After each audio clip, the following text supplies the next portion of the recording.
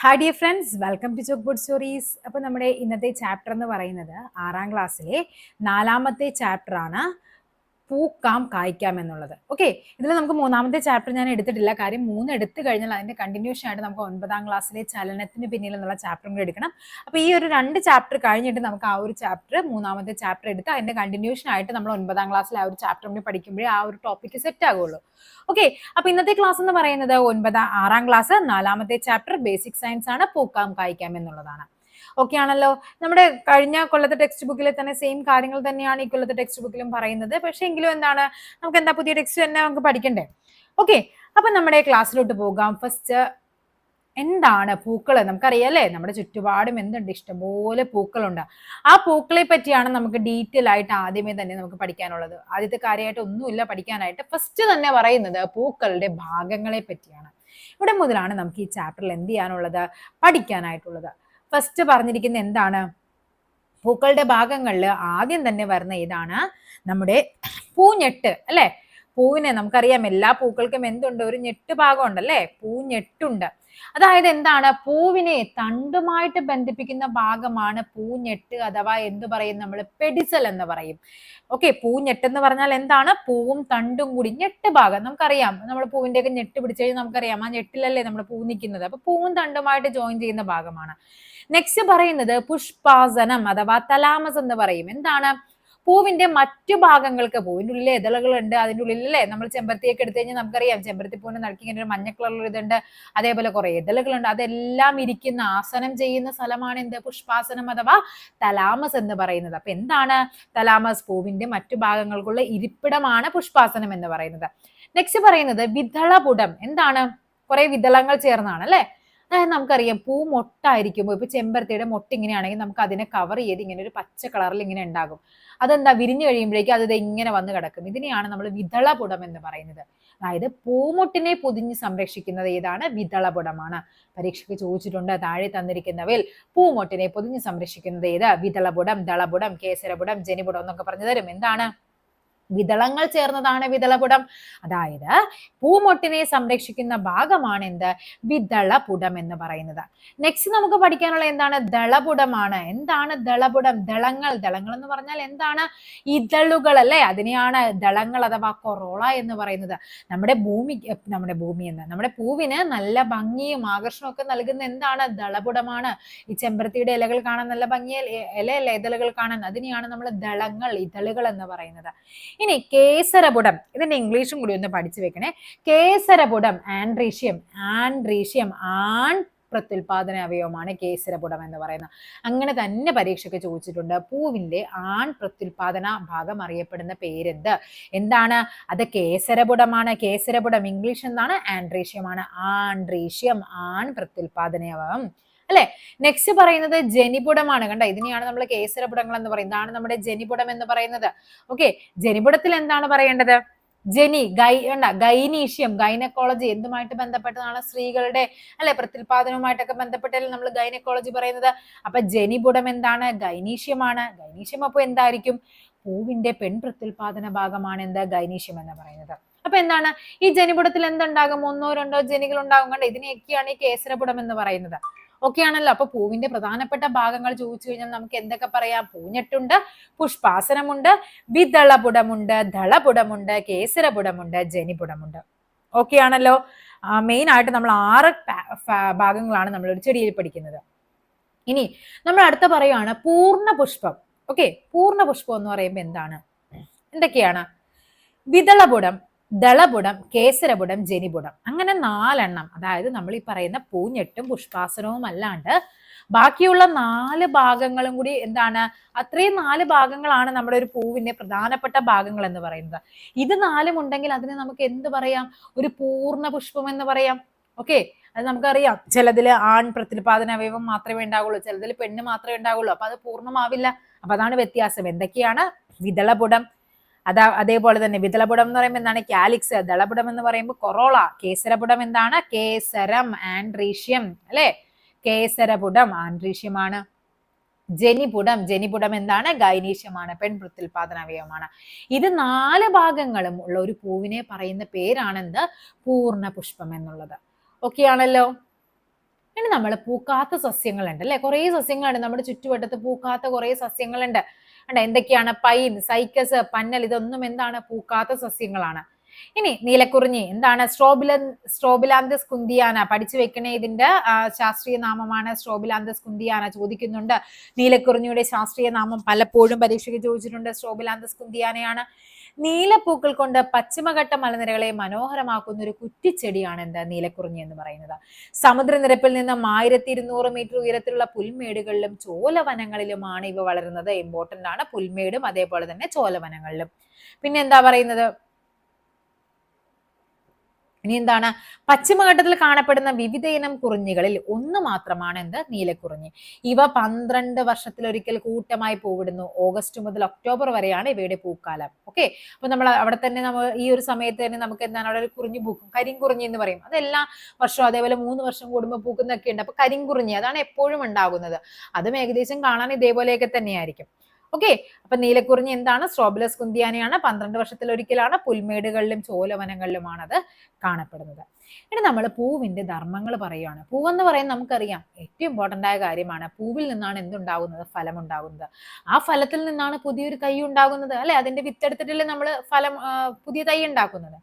അപ്പൊ അങ്ങനെയാണ് നമ്മൾ പറയാൻ വേണ്ടി പോകുന്നത്. ആൺ പ്രത്യുൽപാദന അവയവമുണ്ട്, പെൺ പ്രത്യുൽപാദന അവയവമുണ്ട്. നമ്മൾ നേരത്തെ പറഞ്ഞു എന്താണ്? കേസരപുടം അല്ലെ, അതിനെയാണ് നമ്മൾ ശരിക്കും ആൺ പ്രത്യുൽപാദന അവയവം എന്ന് പറയുന്നത്. കേസരി അല്ലെ, കേസരപുടം. പിന്നെ എന്താണ്? പെൺ പ്രത്യുൽപാദന അവയവമാണെങ്കിൽ അതെന്താണ്? അതാണ് ജനിപുടം. ഇതെന്താണ്? കേസരപുടം. കേസരപുടം എന്താണ്? ആൻഡ്രീഷ്യം ആൺ പ്രത്യുൽപാദന അവയവം. ജനിപുടം ഗൈനീഷ്യം, ഗൈനക്കോളജി, പെൺ പ്രത്യുൽപാദന അവയവം. കണക്ട് ചെയ്ത് പഠിക്കുക. കണ്ടോ? ഈ തന്നിരിക്കുന്ന ഇതിനെയാണ് നമ്മൾ കേസരം എന്ന് പറയുന്നത്. ഇതാണ് എന്ത്? ജനി എന്ന് പറയുന്നത്. അതിൻ്റെ എടുത്ത് കാണിച്ചേക്കുവാണേ.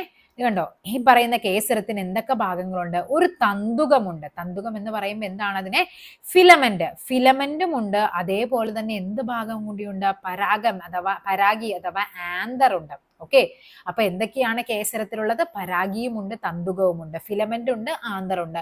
ഇനി നമ്മൾ പറയാം ഈ പരാഗിയുടെ ഉള്ളിൽ കുറെ അറകൾ ഉണ്ടാകും. ഇതിന്റെ ഉള്ളിലാണ് എന്തുള്ളത്? പോളൻ ഗ്രേസ്, പരാഗരേണുക്കൾ ഉള്ളത്. പരാഗരേണുക്കൾ സ്ഥിതി ചെയ്യുന്നത് എവിടെയാണ്? ഈ ആന്തർ പരാഗിയുടെ ഉള്ളിലാണ്. അപ്പൊ ഇതിനെയാണ് നമ്മൾ എന്ത് പറയുന്നത്? കേസരപുടം. അപ്പൊ ചോദിക്കാം, കേസരപുടം അല്ലെങ്കിൽ കേസരം എന്തൊക്കെ ചേർന്നാണ് ഉണ്ടാകുന്നത്? കേസരങ്ങൾ ചേർന്നാണ് കേസരപുടം ഉണ്ടാകുന്നത് അല്ലെ. കുറെ കേസരങ്ങൾ ചേർന്നാണ് കേസരപുടം. ഒരു കേസരത്തിന് എന്തൊക്കെയുണ്ട്? തന്തുകമുണ്ട്, പരാഗിയുമുണ്ട്. തന്തുകം, പരാഗി രണ്ടും കൂടി ചേരുമ്പോൾ നമുക്ക് എന്തായിട്ട് മാറും? ഒരു കേസരമായിട്ട് മാറും.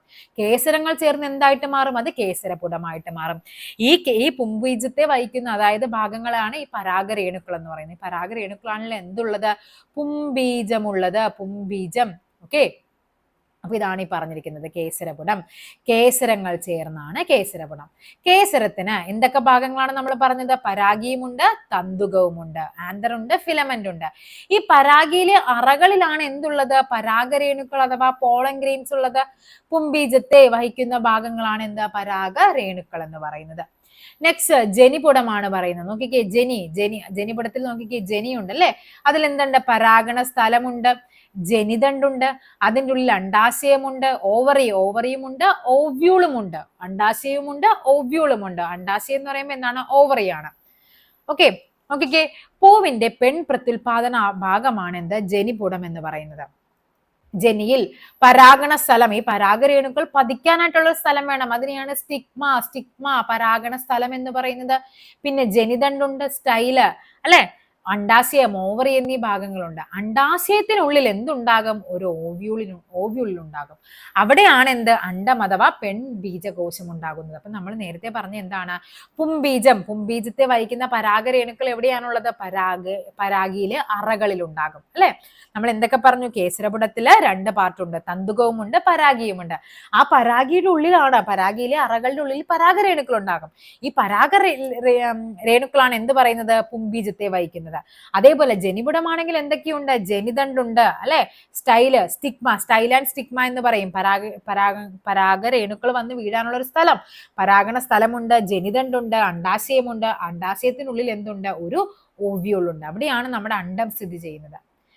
ഏതൊക്കെ ഭാഗങ്ങൾ ചേർന്നാണ് കേസരം എന്ന് പറയുന്നത്? തന്തുകവുമുണ്ട് അല്ലെ, നമ്മളിപ്പോ പറഞ്ഞല്ലേ, തന്തുകമുണ്ട്, അതേപോലെ തന്നെ എന്തുണ്ട്, പരാഗിയുമുണ്ട്, ഫിലമെന്റ് ഉണ്ട്, ആന്തറുണ്ട്. പരാഗരേണുക്കൾ എവിടെയാണ് കാണപ്പെടുന്നത്? അത് പരാഗിയിലെ അറകൾക്കുള്ളിലാണ് പരാഗരേണുക്കൾ കാണപ്പെടുന്നത്. ജനിയുടെ ഭാഗങ്ങൾ ഏതൊക്കെയാണ്? ജനിയുടെ ഭാഗങ്ങൾ എന്ന് പറയുമ്പോൾ നമുക്കറിയാം പരാഗണ സ്ഥലം അല്ലെ, പരാഗണ സ്ഥലം അഥവാ സ്റ്റിഗ്മ, പിന്നെ എന്തുണ്ട്, ജനിദണ്ഡ് അല്ലെ, സ്റ്റൈല്, ജനിദണ്ഡ്, പിന്നെ ഉള്ളത് അണ്ഡാശയം. ഇത്രയും ഭാഗമാണ് ജനിയുടെ ഭാഗങ്ങൾ എന്ന് പറയുന്നത്. പെൺബീജം കാണപ്പെടുന്ന എവിടെയാണ്? അത് ഒവ്യൂളിനുള്ളിലാണ് എന്ത്, പെൺബീജം കാണപ്പെടുന്നത്. ഓക്കെ ആണല്ലോ. അപ്പൊ കേസരപുടം എന്താണ്, ജനിപുടം എന്താണെന്ന് നമ്മൾ പറഞ്ഞു.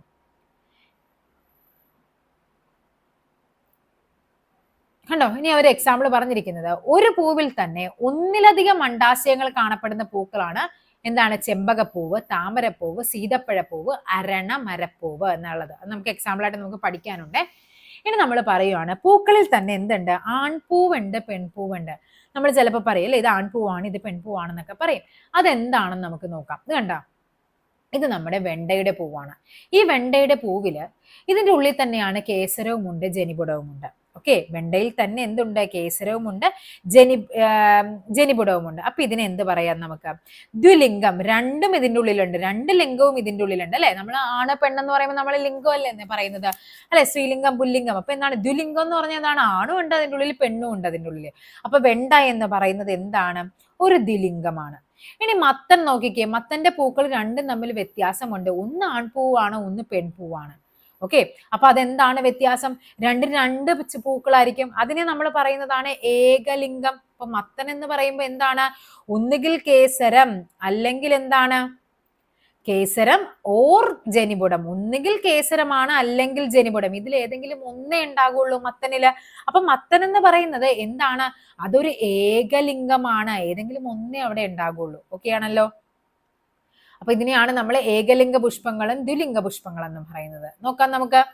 കേസരപുടം, ജനിപുടം ഇവയിൽ ഏതെങ്കിലും ഒന്ന് മാത്രമാണെങ്കിൽ യൂണിസെക്ഷൽ ഫ്ലവർ എന്ന് പറയും, ഏകലിംഗ പുഷ്പം. ഏകലിംഗ പുഷ്പങ്ങൾക്ക് ഉദാഹരണമായിട്ടാണ് നമുക്ക് താഴെ എഴുതാനുണ്ട്, നമുക്ക് അവിടെ എഴുതാം. ഒരു പൂവിൽ തന്നെ നമ്മൾ എന്താണ് പറയുന്നത്? കേസരപുടവും ഉണ്ട്, ജനിപുടവും ഒരു പൂവിൽ തന്നെയാണെങ്കിൽ ദ്വിലിംഗം, രണ്ട് ലിംഗങ്ങളും എന്താണ്? ഒരു പൂവിൽ തന്നെയാണ്. അപ്പൊ നമുക്ക് അതിന് എന്ത് പറയാം? ദ്വിലിംഗ പുഷ്പം അഥവാ ബൈസെക്ഷൽ ഫ്ലവർ എന്ന് പറയാം. കേസരപുടം അല്ലെങ്കിൽ ജനിപുടം ഏതെങ്കിലും ഒന്നാണെങ്കിൽ അത് ഏകലിംഗ പുഷ്പം അഥവാ യൂണിസെക്ഷൽ ഫ്ലവർ ആണ്. രണ്ടും ഒന്നിൽ തന്നെയാണെങ്കിൽ അതിനെ ദ്വിലിംഗ പുഷ്പം എന്ന് പറയാം. ഏകലിംഗ പുഷ്പത്തിന് എക്സാമ്പിൾസ് ആണ് നമ്മൾ പറയുന്നത്. പാവൽ ഏകലിംഗമാണ്, നമ്മളിപ്പോ പറഞ്ഞത് എന്താണ്? മത്തൻ ഏകലിംഗമാണ്. അതേപോലെ പടവലം, സ്നേക് ഗാർഡ്, ഇതെല്ലാം എന്താണ്? ഏകലിംഗ പുഷ്പത്തിന് ഉദാഹരണമാണ്. ദ്വിലിംഗം, ദ്വിലിംഗമാണെങ്കിൽ എന്ത് പറയാം? ചെമ്പരത്തി പറയാം. പിന്നെ നമ്മളിവിടെ അവർ എക്സാമ്പിൾ തന്നിരുന്നത് എന്താണ്? വെണ്ട ദ്വിലിംഗ പുഷ്പമാണ്. പിന്നെ എന്താണ്? റോസ് എന്താണ്? ദ്വിലിംഗ പുഷ്പമാണ്. ഓക്കെ ആണല്ലോ. ഇതൊക്കെയാണ് എക്സാമ്പിൾസ് എന്ന് പറയുന്നത്. ഇനി നമ്മൾ പറയുകയാണ്, ഇപ്പൊ നമ്മൾ പുഷ്പത്തിന്റെ കാര്യം പറഞ്ഞു, പക്ഷെ ഇതേപോലെ ചില ചെടികളുണ്ട്, ചില സസ്യങ്ങളുണ്ട്. അതായത് ഇപ്പൊ നമ്മൾ പറയുന്നത് ഒരു ചെടിയിൽ തന്നെ ഒരു പൂ ആൺപൂവാകാം, ഒരു പൂ പെൺപൂവാകാം, അങ്ങനെ വരും. പക്ഷെ ചില ചെടികൾ അങ്ങനെയല്ല, ആൺപൂക്കളും പെൺപൂക്കളും രണ്ട് സസ്യങ്ങളിലായിരിക്കും ഉണ്ടാകുന്നത്. അതിനെയാണ് നമ്മൾ ഏകലിംഗ സസ്യങ്ങളും ദ്വിലിംഗ സസ്യങ്ങൾ എന്ന് പറയുന്നത്. കണ്ടോ, ആൺപൂക്കളും പെൺപൂക്കളും വെവ്വേറെ സസ്യങ്ങളിലാണ്. ഏകലിംഗമാണ്. ഒരു ചെടിയിൽ എന്താണ്? ആൺപൂ മാത്രമേ ഉണ്ടാകുള്ളൂ. ഒരു ചെടിയിൽ എന്താണ്? പെൺപൂ മാത്രമേ ഉണ്ടാകുള്ളൂ. അതിനെയാണ് ഏകലിംഗം അഥവാ ഡയേഷ്യസ് പ്ലാന്റ് എന്ന് പറയുന്നത്. ഡയേഷ്യസ് പ്ലാന്റ്, ഡൈ ആണ്, രണ്ടും രണ്ടിലാണ് എന്നുള്ള മീനിങ് ആണ്. ഏകലിംഗം എന്ന് പറഞ്ഞാൽ ഒരു ചെടി എടുത്താൽ അതിൽ ഒരു ലിംഗം മാത്രമേ ഉള്ളൂ, ഒന്നുകിൽ ആണായിരിക്കും അല്ലെങ്കിൽ പെണ്ണായിരിക്കും. ഇനി എന്താണ്? ഏകലിംഗ സസ്യങ്ങൾക്ക് ഉദാഹരണം ഇമ്പോർട്ടന്റ് ആണ്, പഠിച്ചു വെക്കുക. ഈന്തപ്പനയുണ്ട്, കുടംപുളിയുണ്ട്, ജാതിയുണ്ട്, പപ്പായുണ്ട്. ചിലപ്പോൾ നമ്മുടെ ചില സ്ഥലങ്ങളിലൊക്കെ, നമ്മുടെ ഇവിടെ കാക്കനാട് ഏരിയകളിലൊക്കെ നമ്മൾ ഒത്തിരി ജാതിക്ക ഉണ്ടാകും. അപ്പൊ അവർ പറയും അവിടെ ജാതി, അത് ആൺജാതിയാണ്, അതുകൊണ്ടാണ് അത് കായ്ക്കാത്ത, അല്ലെങ്കിൽ അത് പെണ്ണാണ്, അതിന്റെ കൂട്ടത്തിൽ എന്താണ്, അതിനൊരു പെയർ അതിന്റെ അടുത്ത് എവിടെയെങ്കിലും ഉണ്ടാവണം, എങ്കിലും മാത്രമേ അത് എന്താകുള്ളൂ, അത് പൂത്ത് എന്താവുള്ളൂ, ജാതിക്ക ഉണ്ടാവുള്ളൂ. അതേപോലെ തന്നെയാണ് ഈ കുടംപുളി, ഈന്തപ്പന, പപ്പായ, ഇതെല്ലാം എന്താണ്? ഏകലിംഗ സസ്യങ്ങളാണ്. അതായത് ഒരു ചെടിയിൽ ഒന്നെങ്കിൽ ആൺപൂക്കൾ മാത്രമായിരിക്കും ഉണ്ടാകുന്നത്, അല്ലെങ്കിൽ പെൺപൂക്കൾ. അതിലൊരു കായ ഉണ്ടാകണമെങ്കിൽ അതിന്റെ അടുത്ത് തന്നെ എന്തുണ്ടാവണം? നമുക്ക് ബന്ധപ്പെട്ട ഏതെങ്കിലും ഒരു പെൺപൂവോ അല്ലെങ്കിൽ ആൺചെടിയോ ഉണ്ടായിരിക്കണം. ഓക്കെ ആണല്ലോ. ഇന്ന് നമ്മൾ പറയുന്നത് എന്താണ്? നേരത്തെ പറഞ്ഞ പോലെ തന്നെ ഒരു സസ്യത്തിൽ തന്നെ എന്താണ് ആണും ഉണ്ടാകും പെണ്ണും ഉണ്ടാകും, അതിനെയാണ് ദ്വിലിംഗം എന്ന് പറയുന്നത്. മൊണേഷ്യസ് പ്ലാന്റ് എന്ന് പറയും. ഇത് മോണോ എന്ന് പറയുമ്പോൾ നിങ്ങൾ ഏകമാണെന്ന് വിചാരിക്കരുത് കേട്ടോ. മൊണേഷ്യസ് എന്ന് പറയുമ്പോൾ എന്താ, ഒരു ഒന്നിൽ തന്നെ ഒറ്റയാണ്, ഏകനാണ്. അവന് ഒന്നിൽ തന്നെ എന്തുണ്ട്, രണ്ടുമുണ്ട്. അവന് വേറെ കൂട്ടൊന്നും വേണ്ട, അവൻ ഒറ്റക്ക് നിന്നാലും അവൻ എന്താകും, അവൻ പുതിയ ജനറേഷനെ അവൻ ഉണ്ടാക്കിയെടുക്കും. മറ്റേത് എന്താണ്, ഡൈ ആണ്, രണ്ടെണ്ണം വേണം. അതിനെയാണ് നമ്മൾ ഏകലിംഗം, ഒറ്റ ലിംഗമുള്ളൂ, ഒന്നുകിലാണ് അല്ലെങ്കിൽ പെണ്ണ്. വെള്ളരി, മത്തൻ, കുമ്പളം, പടവലം, തെങ്ങ്, ഇതൊക്കെ എന്താണ്, ദ്വിലിംഗത്തിന് എക്സാമ്പിൾസ് ആണ്. ഓക്കെ ആണല്ലോ. ഇനി നമ്മൾ പറയാണ്, ഈ പറയുന്ന പരാഗിയിലാണ് എന്തെന്ന് പറയുന്നത്, ഈ പറയുന്ന പരാഗിയിലാണ് എന്തുള്ളത്, പരാഗരേണുക്കൾ ഉള്ളത്. ഇത് ദേ ഇവിടെ ഈ പരാഗണ സ്ഥലത്ത് വന്ന് വീണ് ഇത് ഇങ്ങനെ ഇങ്ങനെ ഇങ്ങനെ വന്നത് ഇവിടെയാണ് ഓവ്യൂൾ ഇരിക്കുക അല്ലെ, ഓവറി ഉള്ളത്, അതിന്റെ ഉള്ളിലാണ് ഓവ്യൂൾ ഉള്ളത്. ഇവിടം വരെ വന്നാലേ അത് എന്താകുള്ളൂ, ഒരു പുതിയ ചെടിയായിട്ട് അവിടെ അവിടെ ഒരു എന്താണ്, പുതിയ വിത്ത് ഉണ്ടാകുള്ളൂ. അപ്പൊ ആ ഒരു പ്രോസസ്സിനെയാണ്, അതെങ്ങനെ നടക്കും എന്നുള്ളതാണ് നമ്മൾ പറയുന്നത്. ഓക്കെ, അതിനെയാണ് നമ്മൾ പരാഗണം അഥവാ പോളിനേഷൻ എന്ന് പറയുന്നത്. പരാഗിയിൽ നിന്ന് പരാഗരേണുക്കൾ പരാഗണ സ്ഥലത്ത് പതിക്കുന്നത്, അതായത് ഇവിടെ പരാഗിയുണ്ട് അല്ലെ, ഈ പരാഗിയിൽ നിന്ന് ഇതാണ് പരാഗണ സ്ഥലം. ഇവിടെ നിന്ന് പരാഗിയിൽ നിന്ന് ഇതിൻ്റെ ഉള്ളിലുള്ള പരാഗരേണുക്കൾ ഇവിടെ പതിക്കുന്ന പ്രോസസ്സിനെ പറയുന്ന പേരാണ് എന്താ, പോളിനേഷൻ അഥവാ പരാഗണം എന്ന് പറയുന്നത്. ഓക്കെ ആണല്ലോ. ഇനി നമുക്ക് നോക്കാം എങ്ങനെയാണ് പരാഗണം നടക്കുന്നത്. വെറുതെ പരാഗണം നടക്കോ? ഇല്ല. ചിലപ്പോൾ എന്താണ് അതിനെ ഹെൽപ്പ് ചെയ്യുന്നത്, കാറ്റ് ഹെൽപ്പ് ചെയ്യും. എന്തൊക്കെയാണ്, നെല്ല്, അതേപോലെ ഗോതമ്പ്, ഓക്കെ, ചോളം, ഇതൊക്കെ കഴിഞ്ഞ കൊല്ലത്തെ ടെക്സ്റ്റിൽ പറയുന്നതാണ് ഈ ഡീറ്റെയിൽസ് ഒക്കെ. ചോളം, കരിമ്പ്, ഇതെല്ലാം എന്താണ്, കാറ്റ് വഴി പരാഗണം നടത്തുന്നതാണ്. ഇനി നമ്മുടെ കുരുമുളകില്ലേ, കുരുമുളക്, ഈ കുരുമുളക് എന്ന് പറയുന്നത് നമ്മുടെ ജലമാണ്, ജലം, മഞ്ഞുതുള്ളി എന്ന് പറയും. മഞ്ഞുതുള്ളി, ജലബാഷ്പമാണ് എന്ത്, കുരുമുളകിന് എന്ത് നടത്തുന്നത്, പരാഗണത്തിന് ഹെൽപ്പ് ചെയ്യുന്നത്. ഓക്കെ, അപ്പൊ ഇത് നമ്മുടെ എക്സാമിന് അതായത് പഴയ ടെക്സ്റ്റ് ബുക്കിൽ വ്യക്തമായിട്ട് പറഞ്ഞിരിക്കുന്നതാണ് കേട്ടോ, അതൊന്ന് പഠിക്കണേ. അപ്പൊ ഇവിടെയും പറഞ്ഞിട്ടുണ്ട്, പക്ഷെ എങ്കിലും എന്താണ് കുറച്ചും കൂടി ഡീറ്റെയിൽ ആയിട്ട് നമ്മുടെ പഴയ ടെക്സ്റ്റ് ബുക്കിൽ ഉണ്ടായിരുന്നു. പരാഗണം നടക്കാൻ എന്താവശ്യമാണ്, ജലം. അപ്പൊ ജലത്തിൽ എങ്ങനെയാണ്, കുരുമുളകിൽ എങ്ങനെയാണ്, ജലം ഉപയോഗിച്ചിട്ടാണ്. നെല്ലാണെങ്കിൽ എന്താണ്, കാറ്റാണ്. കണ്ടോ, ഭാരം കുറഞ്ഞ ധാരാളം പരാഗരേണുക്കൾ ഉള്ളത് കൊണ്ട് എന്താണ്, ഇതിങ്ങനെ കാറ്റത്ത് അടിച്ചെന്ത് ചെയ്യും, പല സ്ഥലങ്ങളിലേക്ക് പോയി വീണ് വരും.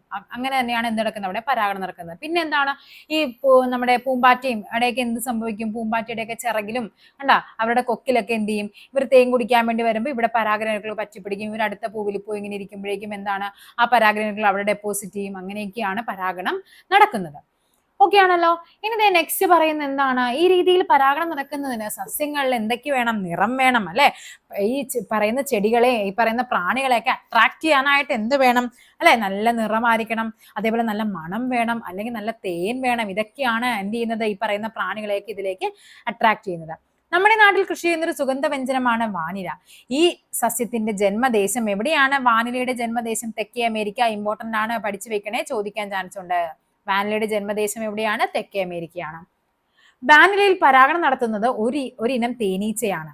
എന്നാൽ നമ്മുടെ നാട്ടിൽ ഈ തേനീച്ച ഇല്ലാത്തതിനാൽ കർഷകർ തന്നെ പൂക്കളിൽ കൃത്രിമമായി പരാഗണം നടത്തിയാണ് എന്ത് നടത്തുന്നത്, വാനിലയില് പരാഗണം നടത്തുന്നത്.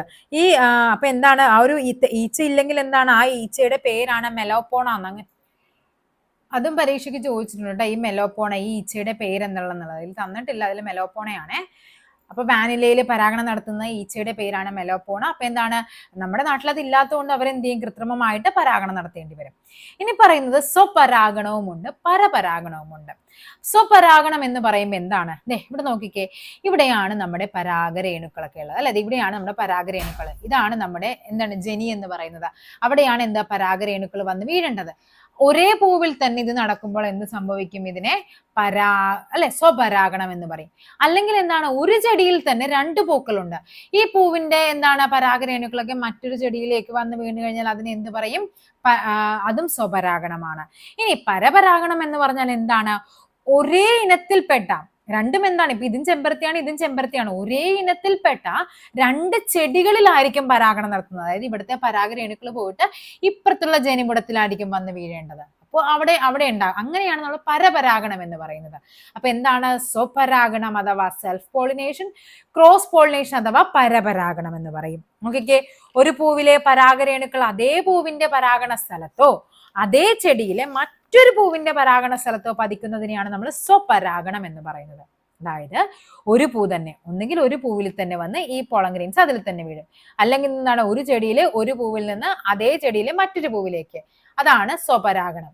പരപരാഗണം എന്ന് പറയുമ്പോൾ 2 ചെടികളിലാണ് 2 പൂക്കളുള്ളത്. ഇതിലെ പോളൻസ് എന്തുവരും? ഇവിടത്തെ വന്ന് വീഴും. ഓക്കെ, അതിനെയാണ് നമ്മൾ പരപരാഗണം അഥവാ ക്രോസ് പോളിനേഷൻ എന്ന് പറയുന്നത്. ഇനി നോക്കിക്കേ, പരപരാഗണത്തെ പ്രോത്സാഹിപ്പിക്കുന്ന പ്രകൃതിയാണ്.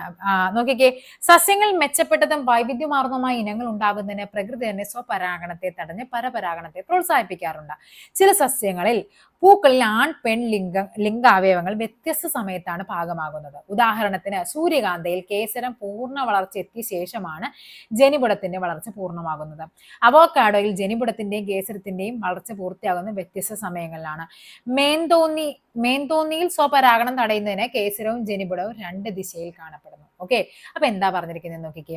അതായത് നമ്മൾ പറഞ്ഞെന്താ, സ്വപരാഗണം എന്ന് പറയുമ്പോൾ ഒരു ചെടിയിൽ അതിൽ തന്നെയാണ് വീഴേണ്ടത്. അപ്പൊ എന്താണ്, ഈ ഒരു ചെടിയിൽ ഈ ഒരു പൂവില് കേസരം ആദ്യം നല്ല സെറ്റായി, ജനിപുടം വന്നിട്ടില്ല. സ്വാഭാവികമായിട്ടും എന്ത് ചെയ്യും? ഇതിവിടെ വന്ന് വീണിട്ട് വലിയ കാര്യമൊന്നും ഉണ്ടാവില്ല. സോ പരാഗരേണുക്കൾ മറ്റൊരു ചെടിയിലേക്ക് പോകും. അവിടെ ക്രോസ് പോളിനേഷൻ സാധ്യത കൂടുതലാണ്. അപ്പൊ ഏതൊക്കെയാണ് പറഞ്ഞത്? സൂര്യകാന്തി, അവോക്കാഡോ, അതേപോലെ മേന്തോന്നി. ഇതെന്താന്ന് എനിക്കറിയില്ല കേട്ടോ. ഓക്കെ, ഇനി എന്താണ് പറയുന്നത്? പരാഗണത്തിന് ശേഷം പരാഗണമൊക്കെ സംഭവിച്ചു, നമുക്ക് മനസ്സിലായി. പരാഗരേണുക്കൾ വന്നിട്ട് പറയുന്ന അതായത് ആൺ പ്രത്യുൽപാദന ഇതാണ് പരാഗരേണുക്കൾ എന്ന് പറയുന്നത്. അത് വന്നിട്ട് ഈ പറയുന്ന ജനിപുടത്തിലൊക്കെ വന്ന് വീണു. അതിനുശേഷം എന്ത് സംഭവിക്കുന്നു എന്നാണ് നമ്മൾ പറയുന്നത്. അതിനെയാണ് നമ്മൾ ബീജസങ്കലനം അഥവാ ഫെർട്ടിലൈസേഷൻ എന്ന് പറയുന്നത്. പരാഗണത്തിന് ശേഷം പരാഗരേണു ജനിതണ്ടിലൂടെ അണ്ഡാശയത്തിലേക്ക് ഒരു നാളിയായി വളരുന്നു. കണ്ട, പരാഗരേണു ജനിതണ്ടിലൂടെ അണ്ഡാശയത്തിലേക്ക് ഒരു നാളിയായിട്ട് വളരുന്നു. ഈ നാളിയിലൂടെ എന്താണ് സംഭവിക്കുന്നത്? പുംബീജം, ഈ പറയുന്ന പുംബീജം എന്ത് ചെയ്യുന്നുണ്ട്? പരാഗരേണുക്കളിലാണ് പുംബീജം ഉള്ളത്. അത് നമ്മുടെ അണ്ഡാശയത്തിലെ എത്തിയിട്ട് എന്ത് ചെയ്യപ്പെടുന്നു? അണ്ഡാശയത്തില് അണ്ഡവുമായിട്ട് കൂടിച്ചേരുന്നു. പുംബീജം അണ്ഡവുമായി ചേർത്ത് എന്തുണ്ടാകുന്നു? സൈഗോട്ട് അഥവാ സിക്താണ്ഡമായിട്ട് മാറുന്നു. ഇതിനെയാണ് നമ്മൾ ബീജസങ്കലനം എന്ന് പറയുന്നത്. അതായത് പുംബീജവും എന്താണ് ഈ പറയുന്ന അണ്ഡാശയവും കൂടി കൂടിച്ചേർന്ന് എന്താകുന്നു? സിക്താണ്ഡമാകുന്നു. ആ ഒരു പ്രോസസ്സിനെയാണ് ഫെർട്ടിലൈസേഷൻ അഥവാ ബീജസങ്കലനം എന്ന് പറയുന്നത്. ഇനി ബീജസങ്കലനത്തിന് ശേഷം എന്ത് സംഭവിക്കുന്നു എന്നാണ്. കണ്ട, ബീജസങ്കലനത്തിന് ശേഷം തക്കാളിയുടെ പൂവിനുണ്ടാകുന്ന മാറ്റങ്ങളാണ് ചിത്രത്തിൽ കാണുന്നത്. ഇത് ആദ്യം ഇങ്ങനെ വരും, പിന്നീട് എന്തുണ്ടാകുന്നുണ്ട്? തക്കാളി ഉണ്ടാകുന്നുണ്ട്. ആ പ്രോസസ്സാണ് നമ്മൾ പറയുന്നത്. ദളങ്ങളൊക്കെ കൊഴിഞ്ഞു പോകും അല്ലെ. ബീജസങ്കലനത്തിന് ശേഷം സിക്താണ്ഡം ഭ്രൂണമായും ഓവ്യൂള് വിത്തായും അണ്ഡാശയം ഫലമായും മാറുന്നു. ഇമ്പോർട്ടൻ്റ് ആണ്. ഒവ്യൂളാണ് എന്തായിട്ട് മാറുന്നത്? വിത്തായിട്ട് മാറുന്നത്. അണ്ഡാശയമാണ് എന്തായിട്ട് മാറുന്നത്? ഫലമായിട്ട് മാറുന്നത്. അപ്പൊ ബീജസങ്കലനത്തിന് ശേഷം എന്താണ്? അണ്ഡാശയമാണ് നമ്മുടെ ഫലമായിട്ട് മാറുന്നത്. ഒവ്യൂൾസ് ആണ് എന്താകുന്നത്? വിത്തായിട്ട് മാറുന്നത്. ഓക്കെ ആണല്ലോ. ഇനി പറയുന്നത് പല ടൈപ്പ് ഫലങ്ങളാണ് നമ്മുടെ നാട്ടിലുള്ളത്. അതിൽ ഫസ്റ്റ് വൺ പറയുന്നത് ലഘുഫലമാണ്. അതായത് ലഘുവാണ്, സിമ്പിൾ ആണത്. ഒരു പൂ, ഒരു ഫ്ലവർ ഉണ്ട്, അതിൽ നിന്ന് എന്തുണ്ടാകും? ഒറ്റ വിത്ത് ഉണ്ടാകും. ഒരു ഫ്ലവറിൽ നിന്ന് ഒരു ഫ്രൂട്ട് ഉണ്ടാകും. അതിനെയാണ് നമ്മൾ എന്ത് പറയുന്നത്? ലഘുഫലം അഥവാ സിമ്പിൾ ഫ്രൂട്ട് എന്ന് പറയുന്നത്. ഒരു പൂവിൽ നിന്ന് ഒരു ഫലം ഉണ്ടാകുന്നതാണ് ലഘുഫലം അഥവാ സിമ്പിൾ ഫ്രൂട്ട്. ലഘുഫലങ്ങൾക്ക് കൂടുതൽ ഉദാഹരണങ്ങളൊക്കെ പറയാനായിട്ട് എന്തൊക്കെ പറയാം നമുക്ക്? സീതപ്പഴം ലഘുഫലമാണ്. ഓക്കെ, അതേപോലെ മാങ്ങ, അതേപോലെ തന്നെ തക്കാളി. സീതപ്പഴം ലഘുവല്ല കേട്ടോ. സീതപ്പഴം എന്ന് പറയുന്നത് പുഞ്ചഫലമാണ്. നമുക്ക് അടുത്ത ടോപ്പിക്കാണത്. ലഘുഫലത്തിന് ഉദാഹരണം പറഞ്ഞു കഴിഞ്ഞാൽ മാങ്ങയുണ്ട്, കണ്ട, വെണ്ട, പയറ്, പപ്പായ ഒക്കെ എന്താണ്? ഒരു അണ്ഡാശയം മാത്രമാണുള്ളത്. അതായത് ഒരു പൂവിൽ നിന്ന് ഒരു ഫ്രൂട്ട് ഉണ്ടാകും. അതിനെയാണ് നമ്മൾ ലഘുഫലം എന്ന് പറയുന്നത്. മാങ്ങ വരും, തക്കാളി വരും. ഓക്കെ ആണല്ലോ. അപ്പൊ നമുക്ക് ഡൗട്ട് വരും കേട്ടോ. തക്കാളിയുടെ അകത്ത് നോക്കിക്കേ, തക്കാളിയുടെ അകത്ത് മാങ്ങയ്ക്ക് നമുക്കറിയാം ഒരൊറ്റ വിത്താണുള്ളത്. പക്ഷെ തക്കാളി ആണെങ്കിൽ ഇഷ്ടംപോലെ വിത്തുകളുണ്ട്. അപ്പൊ നമുക്ക് ഡൗട്ട് വരരുത്. കാര്യം ഒവ്യൂളാണ് എന്തായിട്ട് മാറുന്നത്? വിത്തായിട്ട് മാറുന്നത്. അവിടുത്തെ എന്താണ്? നമ്മുടെ അണ്ഡാശയം ഫലമായിട്ട് ഒറ്റ ഫലമായിട്ടാണ് മാറുന്നത്. അവിടുത്തെ ഒവ്യൂളിന്റെ എണ്ണത്തെ അവിടെ ഡിപ്പെൻഡ് ചെയ്യുന്നില്ല. അവിടെ എന്താണ് പറയുന്നത്? നമ്മുടെ അണ്ഡാശയത്തെ മാത്രമാണ് അവിടെ ഡിപ്പെൻഡ് ചെയ്യുന്നത്. അത് ഒരു അണ്ഡാശയം എന്തായിട്ട് മാറുന്നു? ഒരു ഫലമായിട്ട് മാറുന്നു. അതിനെയാണ് നമ്മൾ ലഘുഫലം എന്ന് പറയുന്നത്. ഇനി നോക്കിക്കേ, ഒരു പൂവ്, ഒരു ഫ്ലവറിൽ നിന്ന് എന്താണ്? മോർ ദാൻ വൺ ഫ്ലവർ അല്ലെ. കുറേ ഫ്രൂട്ട്സ് ഉണ്ടാവണം. കുറേ ഫ്രൂട്ട്സ് ഉണ്ടെങ്കിൽ അതിന് എന്ത് പറയും? നമ്മൾ ഈ പറയുന്ന എന്താണ്? അഗ്രിഗേറ്റ് ഫ്രൂട്ട്സ് അഥവാ പുഞ്ചഫലങ്ങൾ എന്ന് പറയും. ഉണ്ടോ? ഒരു പൂവിൽ ഒന്നിലധികം അണ്ഡാശയങ്ങൾ ഉണ്ടെങ്കിൽ ഒന്നിലധികം ഫലങ്ങളും ഉണ്ടാകും. ഒന്നിലധികം അണ്ഡാശയങ്ങളുള്ള ഒരു പൂവിൽ നിന്നുണ്ടാകുന്ന ഫലങ്ങളാണ് പുഞ്ചഫലങ്ങൾ. എക്സാമ്പിൾ ആണ് എന്ത്? സീതപ്പഴം എന്ന് പറയുന്നത് പുഞ്ചഫലമാണ്. അതേപോലെ മറ്റൊന്നാണ് അരണമരക്കായ്. അരണമരക്കായും എന്താണ്? പുഞ്ചഫലത്തിന് ഉദാഹരണമാണ്. ഇനി സംയുക്ത ഫലവുമുണ്ട്, കപട ഫലവുമുണ്ട്. അതിനു മുമ്പ് നമുക്ക് വിത്തില്ലാത്ത ഫലങ്ങൾ, ഇത് പരീക്ഷയ്ക്ക് കഴിഞ്ഞൊരിടക്ക് പരീക്ഷയ്ക്ക് ചോദിച്ചാണ്ട് ഈ പാർത്തനോകാർപ്പി എന്താന്നുള്ളത്. ബീജസങ്കലനം നടക്കാതെ ചില സന്ദർഭങ്ങളിൽ അണ്ടാശയം ഫലമായി മാറാറുണ്ട്. ഇത്തരം ഫലങ്ങളിൽ വിത്തുണ്ടാവുകയില്ല. ഈ പ്രക്രിയയെ പറയുന്ന പേരാണ് പാർത്തനോകാർപ്പി എന്നറിയപ്പെടുന്നത്. അതായത് വിത്തില്ലാതെ ഫലങ്ങൾ ഉണ്ടാക്കുന്ന പ്രക്രിയയെ പറയുന്ന പേരാണ് എന്ത്? പാർത്തനോകാർപ്പി.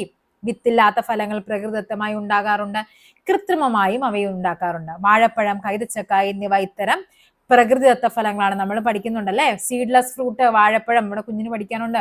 സീഡ്ലെസ് ഫ്രൂട്ട് ഏതാന്ന് ചോദിച്ചാൽ അത് ഏതാണ്? വാഴപ്പഴമാണ് അവർക്ക് പഠിക്കാനുള്ളത്. അപ്പൊ അവൻ ചോദിക്കുക അതിൻ്റെ അകത്ത് കറുത്ത കറുത്ത കുഞ്ഞു കുഞ്ഞു സാധനങ്ങളുണ്ടല്ലോ എന്നുള്ളത്. അത് കുരുവല്ലായിരിക്കും. ഓക്കെ, അപ്പൊ സീഡ്ലെസ് ഫ്രൂട്ട് എന്ന് പറയുന്ന ഏതാണ്? വാഴപ്പഴം. അതേപോലെ കൈതച്ചക്ക, ഇതൊക്കെ എന്താണ്? പാർത്തനോകാർപ്പിയുടെ പ്രകൃതിദത്തമായ റിസൾട്ടുകളാണ്. പിന്നെ നമുക്കറിയാം കുരുവില്ലാത്ത മുന്തിരി അല്ലെ, ഇങ്ങനെ കറുത്ത മുന്തിരിയാണ്, നല്ല ടേസ്റ്റ് ആയിരിക്കും, അതിനുള്ളിൽ കുരു ഉണ്ടാവില്ല, തിന്നാൻ ഭയങ്കര എളുപ്പമായിരിക്കും. മുന്തിരി, തക്കാളി, തണ്ണിമത്തൻ എന്നിവയുടെ വിത്തില്ലാത്ത ഇനങ്ങളൊക്കെ എന്താണ്? ഈ പാർത്തനോകാർപ്പി വഴി നമ്മൾ കൃത്രിമമായിട്ട് ഉണ്ടാക്കുന്നതാണ്. ഇനി നമ്മൾ പറയുവാണേ പൂങ്കുലകൾ പറയുവാണേ, എന്തൊക്കെയാന്ന് നോക്കിക്കേ. ഉണ്ടോ? ഇത് നമ്മുടെ മാവിന്റെ പൂങ്കുലയാണ് അല്ലെ. ഓരോന്നിലും നമുക്ക് എന്താണ്? കുറേ കൊലയായിട്ട് എന്തുണ്ടാകുന്നുണ്ട്? മാങ്ങകൾ ഉണ്ടാകുന്നുണ്ട്.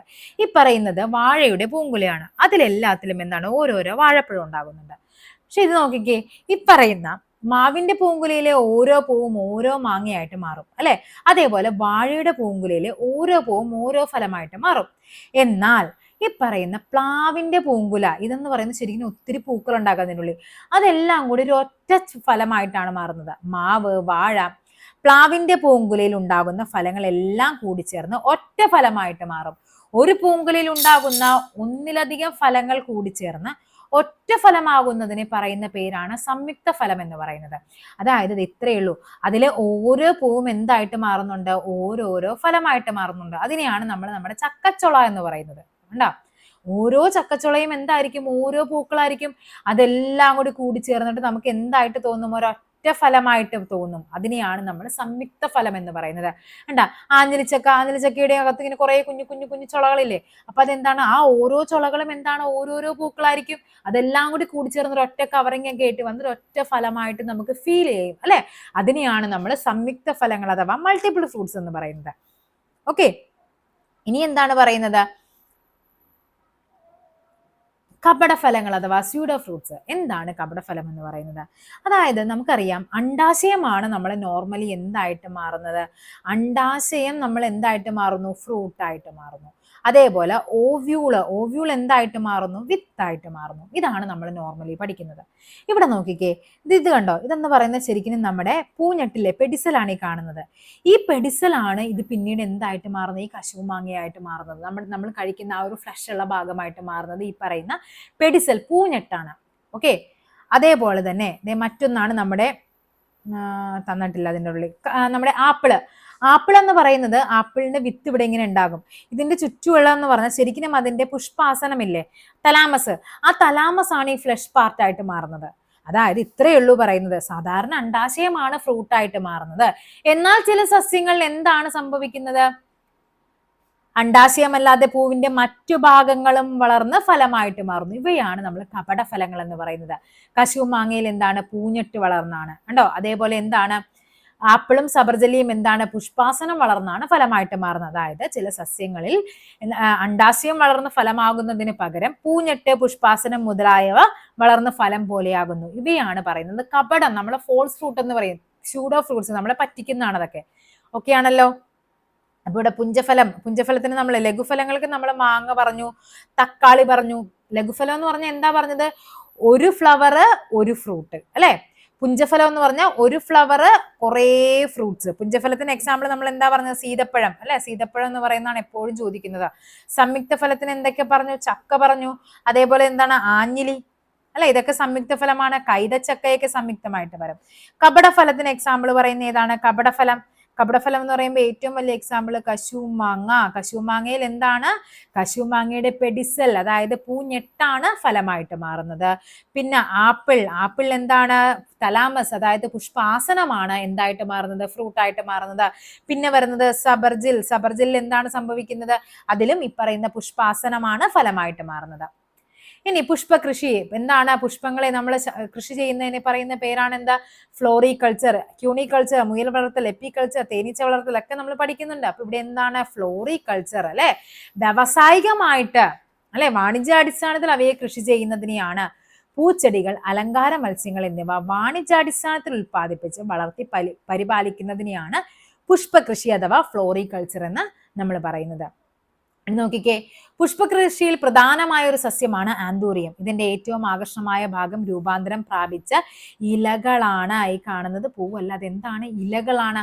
പൂവിനോട് ചേർന്ന് കാണുന്ന ഇത്തരം നിറമുള്ള ഭാഗങ്ങളെ സഹപത്രം എന്നാണ് പറയുന്നത്. പരാഗണകാരികളെ ആകർഷിക്കുന്നതെന്നാണ് സഹപത്രങ്ങളുടെ ധർമ്മം.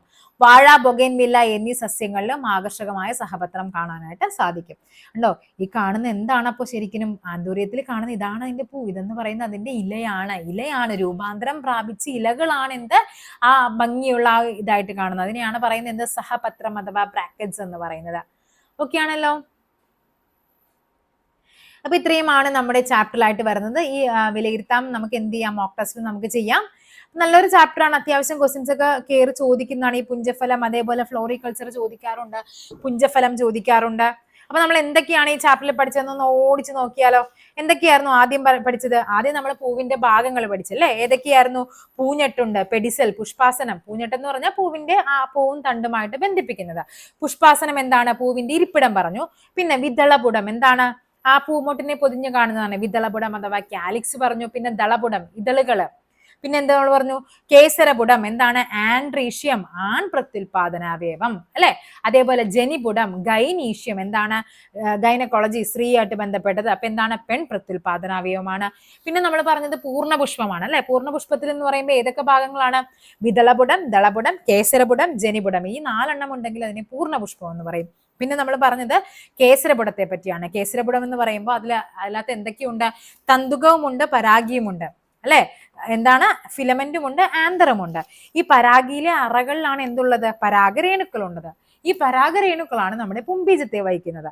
പിന്നെയുള്ളത് ജനിപുടം അല്ലെ, ഗൈനീഷ്യം. അവിടെ എന്തൊക്കെയുണ്ട്? ജനിതണ്ടുണ്ട്, പരാഗണ സ്ഥലം, സ്റ്റിക്ക് ചെയ്യുന്ന സ്ഥലം, അതായത് പരാഗരേണുക്കൾ വന്ന് സ്റ്റിക്ക് ചെയ്യുന്ന സ്ഥലമാണ് പരാഗണ സ്ഥലം അഥവാ സ്റ്റിഗ്മ എന്ന് പറയുന്നത്. പിന്നെ സ്റ്റൈല്, ജനിതണ്ട് പറയുന്നുണ്ട്, അണ്ടാശയമുണ്ട്, പിന്നെ അതിൻ്റെ ഉള്ളിൽ എന്തുണ്ട്? ഓവ്യൂൾ ഉണ്ട്. പിന്നെ നമ്മൾ പറഞ്ഞത് ഏകലിംഗവുമുണ്ട്, ദ്വിലിംഗ പുഷ്പങ്ങളുമുണ്ട്. ഏകലിംഗം എന്ന് പറയുമ്പോൾ അതിൻ്റെ അകത്ത് എന്തായിരിക്കും? ഒന്നുകിൽ കേസരമായിരിക്കും, അല്ലെങ്കിൽ ജനിപുടം, ഏതെങ്കിലും ഒന്നായിരിക്കും. ദ്വിലിംഗ പുഷ്പം എന്ന് പറയുമ്പോൾ എന്താണ്? ഒരു പൂവിൽ തന്നെ ആയിരിക്കണം എന്ത്? ഈ പറയുന്ന കേസരപുടവും ജനിപുടവും ഒരു പൂവിൽ തന്നെയാണെങ്കിൽ. പിന്നെ പറഞ്ഞത് ഏകലിംഗ സസ്യമാണ്. അതായത് ഒരു ചെടികളിൽ ആൺപൂവും പെൺപൂവും എന്താണ്? വെവ്വേറെ ചെടികളിലായിരിക്കും. അതിനെയാണ് നമ്മൾ ഏകലിംഗം, ഒറ്റ ലിംഗം മാത്രമേ ഒരു ചെടിയിൽ ഉണ്ടാകുള്ളൂ. പിന്നെ പറഞ്ഞ ദ്വിലിംഗമാണ്. ദ്വിലിംഗം എന്ന് പറയുമ്പോൾ എന്താണ്? ഒരു ചെടിയിൽ തന്നെ 2 ലിംഗങ്ങൾ ഉണ്ടാകും, മൊണേഷ്യസ് എന്ന് പറയും. പിന്നെ നമ്മൾ പറഞ്ഞത് പരാഗണത്തെ പറ്റിയാണ് അല്ലെ. പിന്നെ കാറ്റ് വഴിയുണ്ട്, മഞ്ഞുതുള്ളി അല്ലെങ്കിൽ ജലം വഴിയാണ് എന്ത്? നമ്മുടെ കുരുമുളക് പറഞ്ഞു. പിന്നെ സ്വപരാഗണം പറഞ്ഞു, പരപരാഗണം പറഞ്ഞു. സ്വപരാഗണം എന്ന് പറഞ്ഞാൽ എന്താണ്? ഒരു പൂവിൽ തന്നെ നമ്മൾ പരാഗണം നടത്തും, അല്ലെങ്കിൽ ഒരു ചെടിയിൽ തന്നെ 2 പൂക്കളിൽ. പരപരാഗണം എന്ന് പറഞ്ഞാൽ എന്താണ്? ഒരേ ഇനത്തിൽപ്പെട്ട 2 ചെടികളായിരിക്കും അവിടെ വരേണ്ടത്. പിന്നെ നമ്മൾ പറഞ്ഞത് ബീജസങ്കലനമാണ്. അതായത് പുംബീജവും അണ്ടവും കൂടി കൂടിച്ചേർന്ന് എന്തായിട്ട് മാറുന്നുണ്ട്? സിക്താണ്ഡം അഥവാ സൈഗോട്ടായിട്ട് മാറുന്നുണ്ട്. ഈ പറയുന്ന ഒവ്യൂൾ ആണ് വിത്താകുന്നത്, അണ്ടാശയമാണ് ഫലമാകുന്നത്. ലഘുഫലം പറഞ്ഞു. ലഘുഫലം അഥവാ സിമ്പിൾ ഫ്രൂട്ട്, ഒറ്റപ്പൂവ് ഒറ്റക്കായ, അതാണ് നമ്മൾ ലഘുഫലം എന്ന് പറയുന്നത്. പുഞ്ചഫലം എന്താണ്? ഒറ്റപ്പൂവ്, പുഞ്ചഫലം അഗ്രിഗേറ്റ്, കുറെ ഫ്രൂട്ട്സ് ഉണ്ടാകും. പിന്നെ സംയുക്ത ഫലം എന്ന് പറഞ്ഞാൽ ഓരോ പൂക്കളും എന്താണ്? ഓരോ കായായിട്ട് മാറും. അതെല്ലാം കൂടി കൂടിച്ചേർന്ന് ഒറ്റ കായായിട്ട് നമുക്ക് ഫീൽ ചെയ്യും. അതായത് നമ്മുടെ ചക്ക അല്ലെ, നമ്മൾ പറഞ്ഞു ഓരോ ചക്കച്ചുളയും എന്താണ്? ഓരോ പൂക്കളായിരുന്നു. ഓരോ പൂക്കളും ഓരോ ഫ്രൂട്ടായിട്ട് മാറി അതെല്ലാം കൂടി കൂടിച്ചേർന്ന് ഒറ്റ ഫ്രൂട്ടായിട്ട് വരും. അതിനെയാണ് നമ്മൾ ചക്ക, അതേപോലെ കൈതച്ചക്ക, അഞ്ഞിലിയൊക്കെ പറയും. പിന്നെ പറയണതാണ് കപട ഫലങ്ങൾ പറഞ്ഞു അല്ലെ. അതായത് സാധാരണ അണ്ടാശയമാണ് എന്തായിട്ട് മാറുന്നത്? ഫ്രൂട്ടായിട്ട് മാറുന്നത്. പക്ഷെ ചില ചെടികളിൽ പുഷ്പാസനം, അതേപോലെ തന്നെ പൂഞ്ഞെട്ട്, ഇവ രണ്ടും എന്തായിട്ട് മാറുന്നുണ്ട്? വിത്തായിട്ട് മാറുന്നുണ്ട്. ഈ വിത്തല്ല, ഫലമായിട്ട് മാറുന്നുണ്ട്.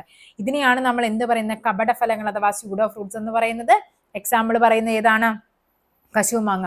കശുമാങ്ങയുടെ പെഡിസൽ, പൂഞ്ഞെട്ടാണ് ആ ഫ്ലഷി പാർട്ടായിട്ട് നമ്മൾ കഴിക്കുന്ന ആ ഒരു കശുമാങ്ങയായിട്ട് വരുന്നത്. പിന്നെ പറയുന്നത് ആപ്പിളും സബർജല്ലിയുമാണ്. അതിന്റെ രണ്ടിന്റെയും തലാമസ് അഥവാ എന്താണ്? പുഷ്പാസനമാണ് നമ്മുടെ ഫ്രൂട്ടായിട്ട് മാറുന്നത്. പിന്നെ പറയാനുള്ളത് ഫ്ലോറികൾച്ചർ ആണ്. ഇത്രയുമാണ്. പിന്നെ നമ്മളിവിടെ ആന്തൂര്യത്തിന്റെ പറഞ്ഞു. എന്താണ് ആന്തൂര്യത്തിന്റെ ഈ ഒരു പോർഷനെ പറയുന്ന പേരെന്താണ്? സഹപത്രം അഥവാ ബ്രാക്കറ്റ്സ് എന്ന് പറയും. ഓക്കെ ആണല്ലോ. അപ്പൊ ഇത്രയുമാണ് നമ്മുടെ ഈ ഒരു ചാപ്റ്റർ എന്ന് പറയുന്നത്. അപ്പോ നാളെ ഇതിന്റെ മോക്ക് ടെസ്റ്റ് ഉണ്ടാകും. എല്ലാവരും നന്നായിട്ട് പഠിച്ചു വെക്കുക. അപ്പൊ എന്ത് ചെയ്യും, നാളത്തെ ഡെയിലി ബൂസ്റ്ററും അതേപോലെ മോക്ക് ടെസ്റ്റ് ഒക്കെ ആയിട്ട് നമുക്ക് വീണ്ടും കാണാം. താങ്ക്